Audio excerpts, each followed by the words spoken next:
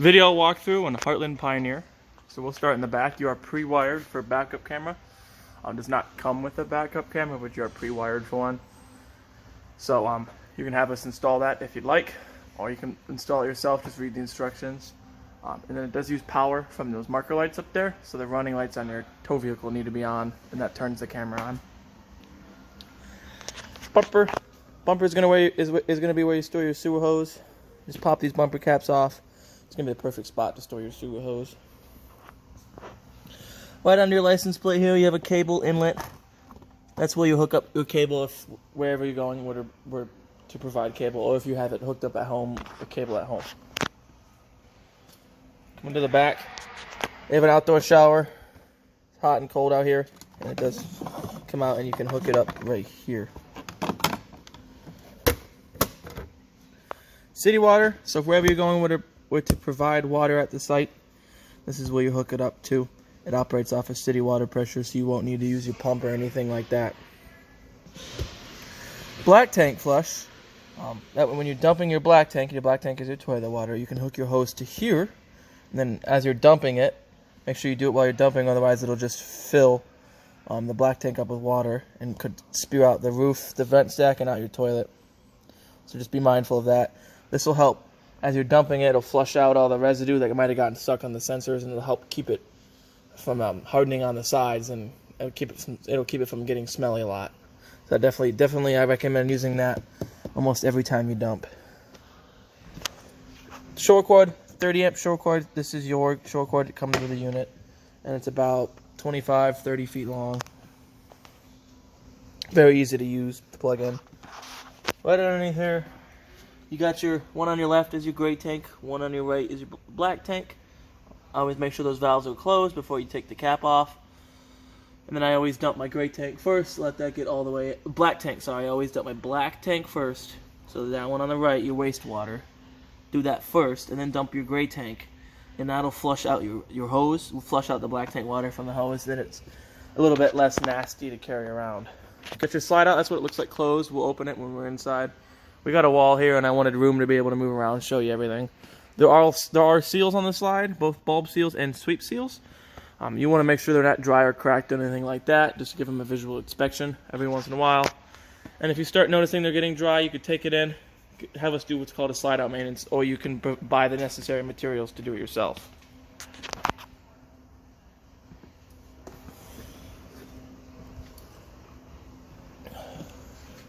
And that's what the other side looks like.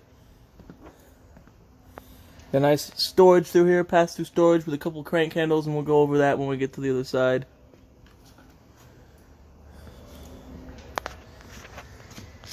Up front, you got propane. So you can open this up from the top. It's easier to show people by taking the cover all the way off.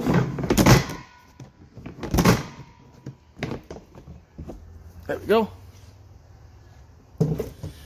You got dual 30-pound cylinders, 20-pound cylinders. These are 20 pounds, 30s are the big ones. They are filled, so we did fill them for you. You got an automatic changeover regulator, so whichever one this one's pointing to, it'll pull from that tank first. When this one were to get depleted, this will automatically open up. This will open up a diaphragm, and it'll automatically start pulling from this tank. If this one were to be on, if this one were to be off, then it won't do anything. However, this doesn't move, indicating it has switched which tank it's pulling from. So, right behind your propane tanks is your onboard battery. It's a Group 24 RV Marine grade battery. It's a brand new battery. We never keep new units on a lot with batteries in them. In the winter, I recommend actually taking your battery completely out, storing it somewhere warm. And if it's going to be a long time between trips, I recommend disconnecting your negative lead and just having it off to the side. Power tongue jack. You have power on for your lights. And then retract and extend, and that beats hand cranking every day of the week. Got your 7-way, you get hooked up to your truck. Got your chains, you cross them when you hook them up, and you got your breakaway, you gotta hook that up too.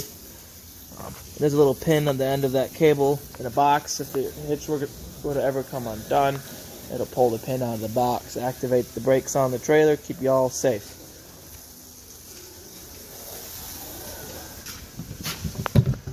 Other end of that storage with them cranks. That's the backup crank for your stabilizer jacks. That's the backup crank for your tongue jack and your slide out.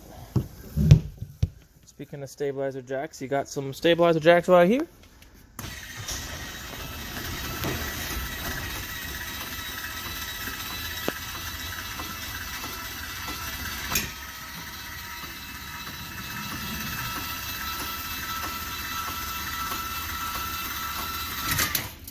Just like that. These are stabilizer jacks. These are not leveling jacks. So do not overextend. Do not try to lift these up. Do not try to use this to lift the camper up to level it. If you want your camper to be level, use your tongue jack to do front and back. Back it in and onto some blocks under your tires to get side to side. There's a self-resetting breaker in that. So if you overextend them, it'll trip the breaker and it won't work again until that breaker resets. Moving on over here, got your freshwater fill. This is where you rest your hose in to fill your fresh tank. So if you were using your fresh tank, you need your pump to be on. Unlike your city water connection I showed you on the other side, you don't need your pump for that. If you filled your fresh tank and you only used half of it, and you're not going to go camping for a couple of weeks, make sure you put your make sure you drain it, and then your drain for it is right down here. So the longest one is your drain for that. You have outdoor outlets, GFCI protected, all your GFCIs are on the same circuit. If this one were to trip, they're all going to trip. You have a cable outlet here too, so you could have a TV on a table here, watch TV outside. Water heater, super simple to use. Give a good look at it. Before it's all set up to be used, all you have to do is put your plug in. You just thread it in there by hand. Use a 15/16 socket. I use that with an extension and a ratcheting wrench. Makes it a heck of a lot easier than they make a tool for it. But it's more like a traditional box end wrench, and I always end up scraping my knuckles on all of this. And then I always recommend draining it after every trip. Before you drain it, pull your pressure relief. Water will come out here. Everything is okay to get fine. Once it stops coming out, snap it closed. Then you're good to pull your plug out. If you neglect to do this first and you pull your plug out, there's a lot of pressure in there. It's going to come squirting out. You might lose this plug. And if you've been running it for a while, it's going to be hot. And there's going to even be more pressure in there. And you don't want to get all that hot water all over you.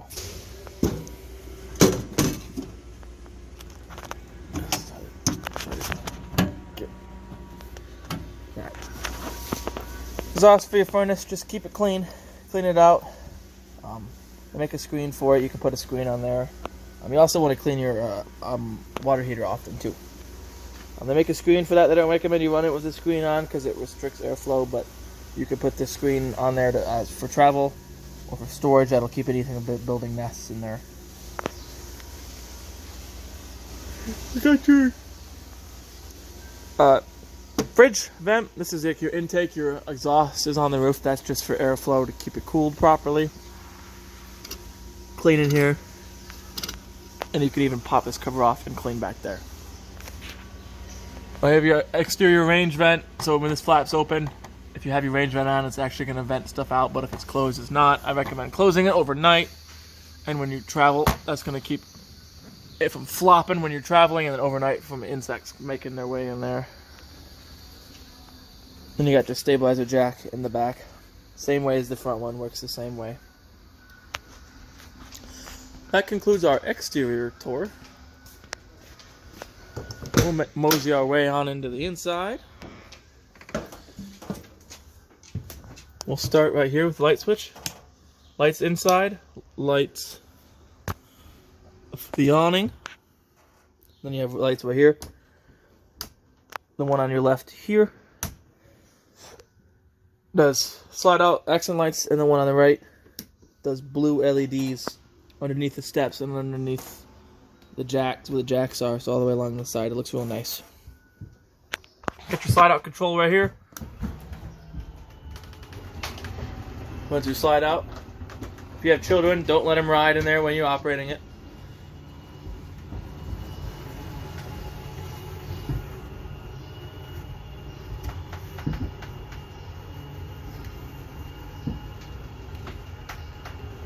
And then when you hear this noise right here, you're all the way out. You ready? That's all the way out. So that's that control right there. To the right of that is awning. We can't actually open your awning all the way because of where we are. When your awning does not automatically stop when it's out. When you see the bare tube, it's a black metal tube. When you see that, and you see the flat flip down, you're all the way open. Actually, this tube is gray, so it's even easier to spot. When you see the flat fall down of that gray tube, then you're all the way open.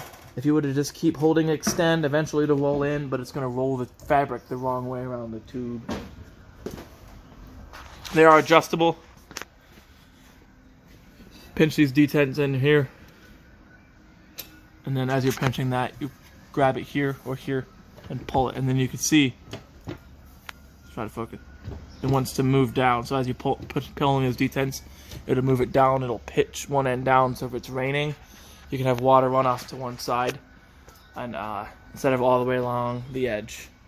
Now if you adjusted these before you close them, make sure you reset them to its original position, and that's all the way at the bottom like that. And then if it starts raining, as soon as it starts raining real bad, like if you can have it open if it's drizzling, raining a little bit, but if you start getting huge gusts of wind, real heavy rain, real bad rainstorm, roll your awning in. The wind will rip it off if you get a real good gust of wind.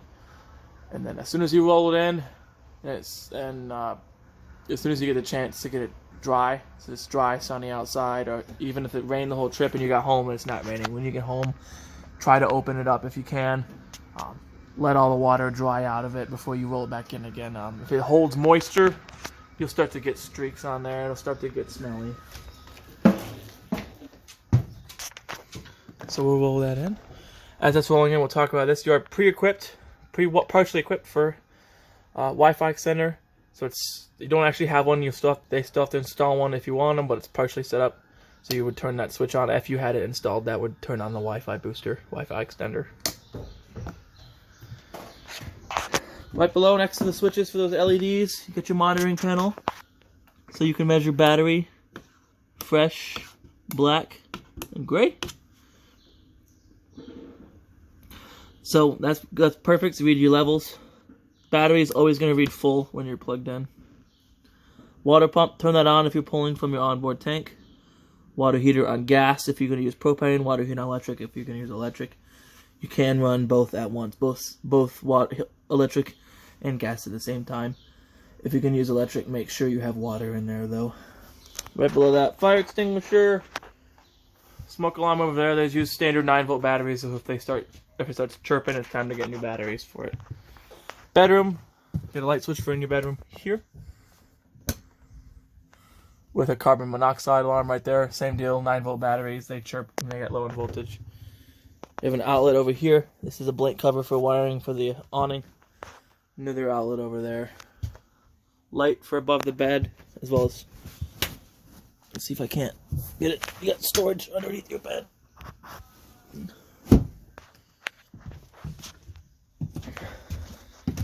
Emergency exit window. So you would just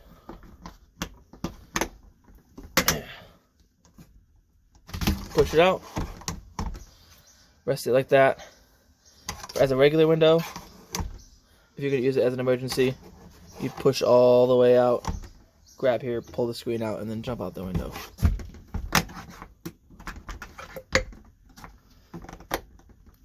Odds are you'll never have to use it as an emergency exit window. A spot for TV here. Cable, outlet, power. And then if you want to put a TV, you have to feel around.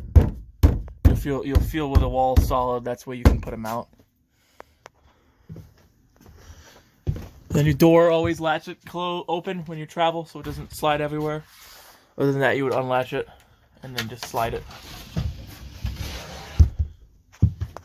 Gives you plenty of privacy in here.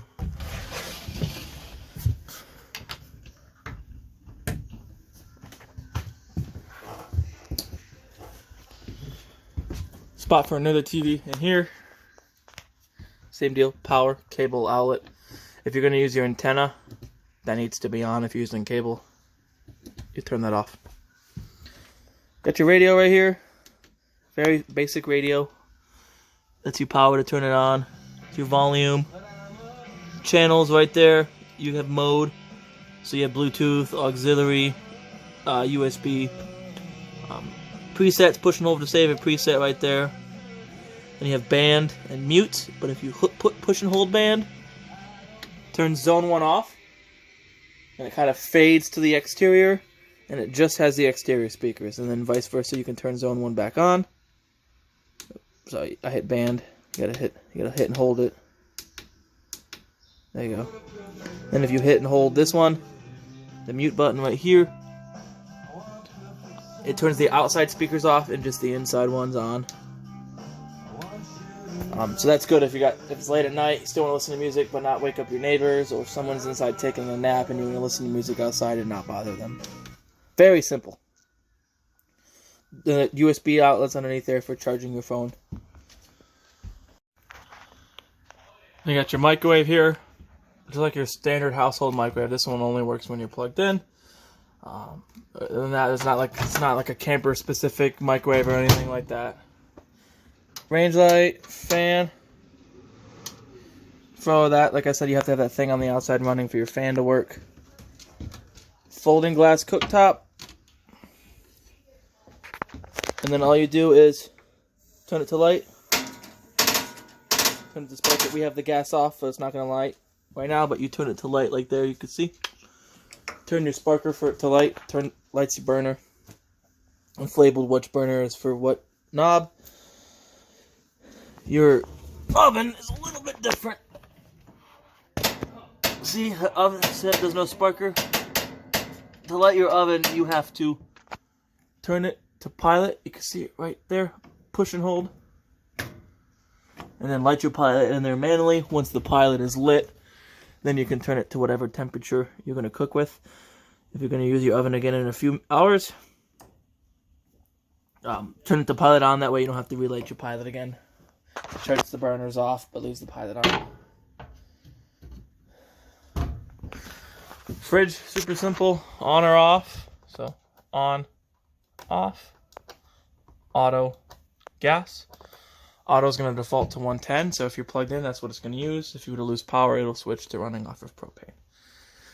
These fridges do not work like your normal household fridge. This will take about anywhere from 6 to 8 hours to get to its operating temperature. So if you can, plug it in the night before, get it cold, and then switch it to running gas, so when you go where you're going, it's running off of gas. You don't have to wait for it to get cold when you get where you're going. Breaker box has all your breakers for your 120 volt appliances, all your fuses for your 12 volt. So you have all 15s and 240s. So I would definitely recommend keeping some spare fuses. Right below that, propane gas alarm that's hardwired to the 12 volt system. There's no batteries you have to worry about changing. However, it will give low voltage chirps if that battery up front starts dying. Bunkhouse, 2 outlets there. This is the light switch for that light. And then this light you can turn on and off at the light over there. Very easy. 200-pound limit. You have a ladder for it too. Make sure you put your ladder up before you close your slide. Your thermostat here, so if you tap it, it turns it to what mode you want, auto, high, or low. Auto is going to regulate it to whatever temperature you had it set at. So if you had it set to 55, it'll hit 55 and then cycle on and off to regulate that. If you just have it on high or low, your AC will just keep running and keep running and keep running no matter whether it's hit its set temperature or not.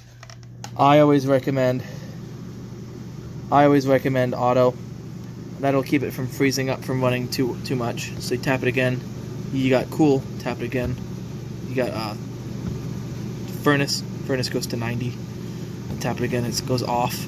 And these things can be a little finicky. If you accidentally hit up and down at the same time, let's see if we can't get it to do it.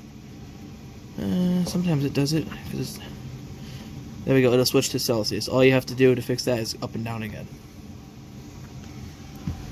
Very simple. When we move on into the bathroom, not a whole heck of a lot in here. You have a light switch right here, and then the one on the right is your fan right there. This is the outlet that you reset all your GFCI, so if any of your GFCI outlets would have tripped, this is the outlet you come and reset it at. Other than that, there's not a whole heck of a lot in here to explain. Shower To make it a shower, you pull up on here. Otherwise, it's just going to be bath. Hot and cold, obviously. Your toilet, you got a pedal underneath there, wait. See if I can't get it. Wait. There it is. As long as you're pushing that pedal, it's just going to keep flushing. Yeah. Close the light and we work our way this way. Dinette turns into a bed. All you do is pop them table legs out, rest the table on the shelf, take these back cushions, lay them flat on the table. Creates a platform to sleep on. Get your light above here. Clicking on and off from there. Similar here. You're clicking on and off from the light here. This couch turns into a bed. Just grab it underneath, pull it up and out. Creates a platform to sleep on. You have storage underneath there if you wanted to store underneath there. This folds down. USB ports and lights in the cup holders.